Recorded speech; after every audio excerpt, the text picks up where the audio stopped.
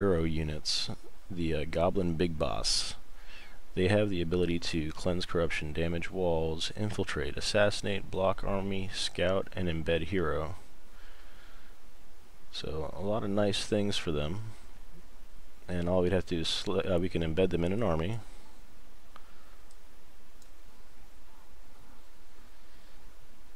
Alright, so he's now embedded in the army. And you can see him right here. So now he's shielded and he's a duelist within the army. And he'll have a unit that's actually on the battlefield that'll run around and fight alongside our war boss here. So you can see his health is around 2400. He'll look much like a special unit on the battlefield. And then if you want to separate him again, you select him and then you can move him further out beyond the army. I'm going to try to get him over here and start harassing the enemy in the following turns. So I'm going to go ahead and hit end turn.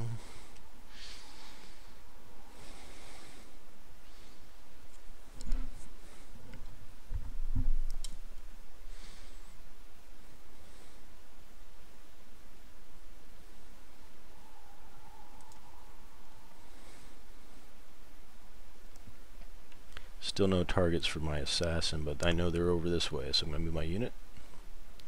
And you'll notice that the special units don't have movement using like the underground, so they're going to have to cross over these barriers manually.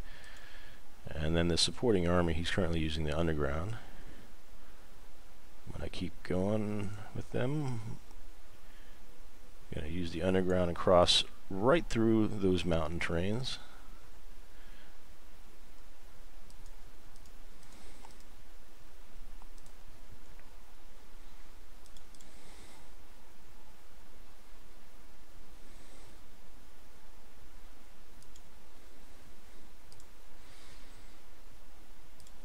I can end turn, see if I can get that assassin into play pretty soon.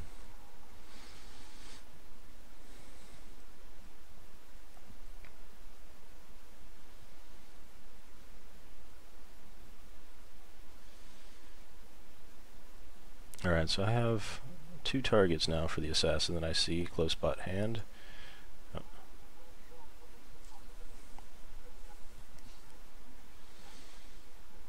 Alright,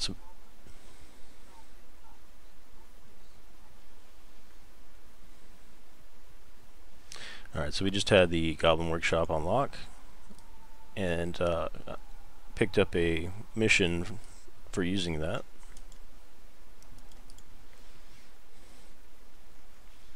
Goblin Workshop will help you unlock those orc lobbers, rock lobbers, and doomed ivory catapults. So I was marching this way, and it shows the next turn I'm going to be moving through there, but I'm going to change directions and go after this backstabber, and it's going to cost me 417 to attempt to go after this Goblin Big Boss. He's level 9.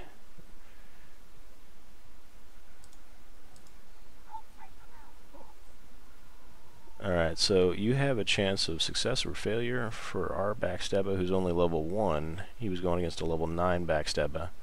So you probably want to go after units that are probably lower level to have higher success rates. But Shirk's backstab, our Goblin Big Boss, was not up to par in this attempt. The assassination of Ezra, the backstabber belonging to Topknot's, was a failure. So just a message that you get: he hasn't gotten wounded. Sometimes there's critical failures, and this guy will actually get wounded or could even potentially die. Now you'll notice at the bottom left there's the 1. And there's about almost halfway, so that indicates his experience towards level 2. He's got 400 out of 900. Even failures gain experience for your unit. Had he been successful, he would have likely easily become level 2. And we're going to go ahead and advance our unit up. And we'll see likely in the next turn they're level 9, taking an assassination attempt on Shirk's backstab, our special agent. So let's take a quick look at that workshop that we just created here. We'd like to upgrade that, but we cannot build because we don't have the funds just yet, so we'll wait on those. We'll try to save some more money for it. But we do have the Goblin Workshop available to us, so that's tempting as well. We should have Grimgore available to us next turn. So let's go ahead and wait one turn. We'll get Grimgore, and then we'll recruit some Orc Rocklobbers.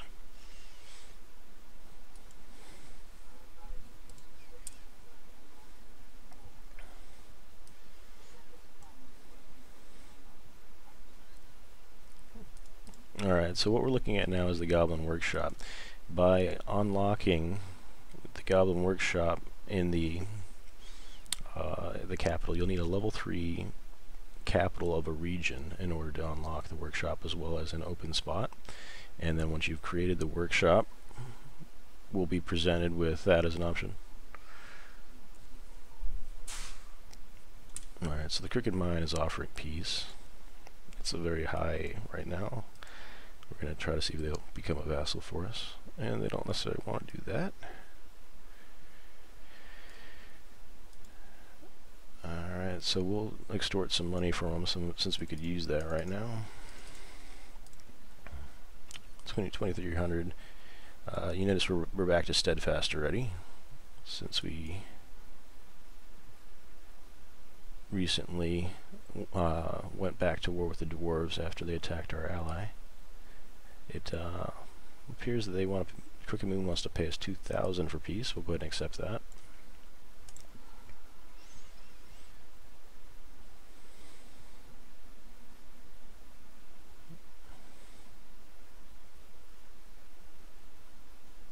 Alright, so there's some Red Fang rebels here.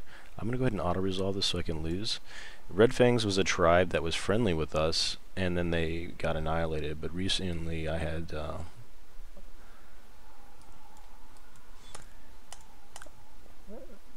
Alright, now that's a little more quiet. So recently I lost them to the Top Knots who slaughtered them, and I want to take a look at the diplomacy to see how us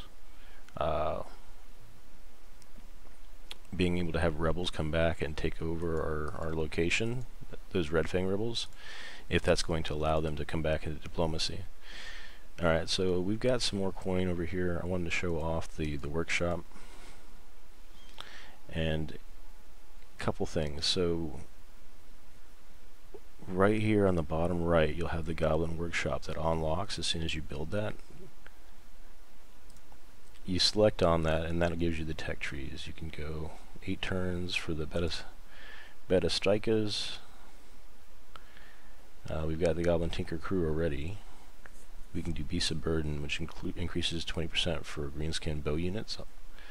And Beta Airboys, missile damage plus 10 for greenskin bow units. So what we're going to do is look at what's needed to get to the Doom Diver Goblin Doom Diver. Alright, so that's where we want to get to. And in order to get there, we're going to need to go this route. So we'll go Beast of Burdens, and then we'll go on to the Big Unbullies. So you can see that now that we've selected the Goblin Workshop teching, it's going to be 6 turns until we get that next tech, and then we can move into the next tier of it. We're also going to use the Goblin Workshop to hire a few rock lobbers. We've got our primary warlord here. We're going to recruit him.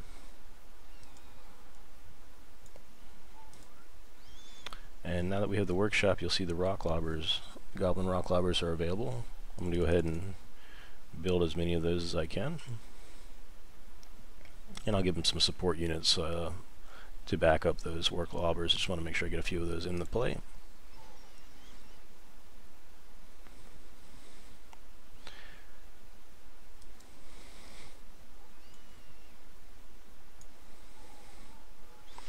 Alright, so as mentioned, we've got before about the Shirkus Backstabber. I wanted, they didn't actually use their unit on my guy that I could see. So now I'm going to take him and attack this general over here. So I might have much better use of him against a level 1. So we'll move over here. And so we have the option to block the army or assassinate. So if I block the army, it modifies the campaign movement range of the target army and it tells me that I have a 63% chance of success, and then a negative outcome is a 37%, with a critical failure of 5%. So I have a 5% chance of losing my assassin. And then if I were to try to assassinate him, I would have an 8% chance. So you'll have a better chance of blocking an army than assassinating it.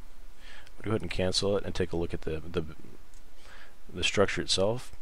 If I were to use the assassin to target Death Gorge, the Silman here, it has damage walls option for 494. And you see it's grayed out because this is not a capital city. It does not have walls, and so you won't be able to use any of that hero's abilities on that city. You're going to want to go after one of the ones that are capital cities, much like Black Crag is, and you can tell the difference when you look at them, click on them. They'll be the one that has 6 building structures in the area. That'll be how you determine whether your hero can use his abilities there. So why don't we go ahead and try out our assassin on that level 1, and we're going to try to assassinate him.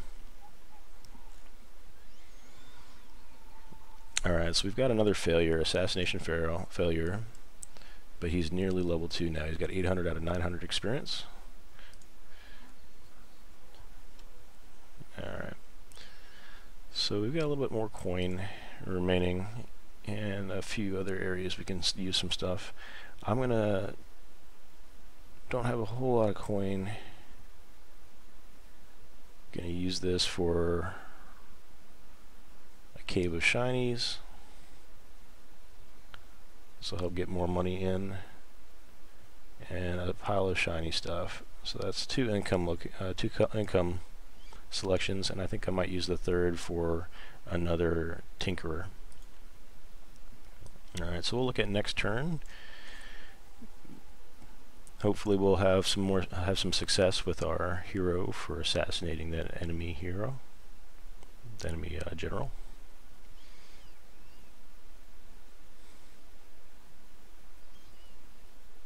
Okay, here's the enemy hero coming up and looking to assassinate.